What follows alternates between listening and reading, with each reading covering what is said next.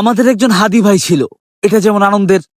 আমাদের একজন হাদি ভাই ছিল যে এখন হাসপাতালের বেডে শুয়ে নিজের জীবনের সাথে লড়াই করে যাচ্ছে, এটা তেমন দুঃখের। আমাদের একজন হাদি ভাই ছিল যার কাঁধে ভর করে একটা প্রজন্ম নতুন একটা বাংলাদেশের স্বপ্ন দেখছিল, এটা যেমন আনন্দের। আমাদের একজন হাদি ভাই ছিল যাকে গতকাল শত্রুরা গুলি করে তার খুলি এফার ওপার করে দিয়েছে, এটা তেমন দুঃখের।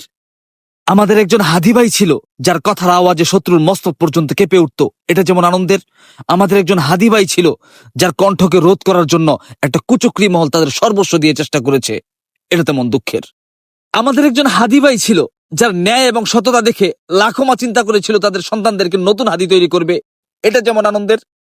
আমাদের একজন হাদি ভাই ছিল যার একটা ভিডিও ফুটেজ গোটা সামাজিক মাধ্যমে ছড়িয়ে পড়েছে, আমি মারা গেলে আমার সন্তানকে দেখে রেখো, এটা তেমন দুঃখের। আজকে যদি হাদি ভাইয়ের উপর করা আক্রমণের সঠিক বিচারটা বাংলাদেশ দেখতে না পারে, তাহলে কাল থেকে কোনো মা তাদের সন্তানদেরকে হাদি তৈরি করতে চাইবে না।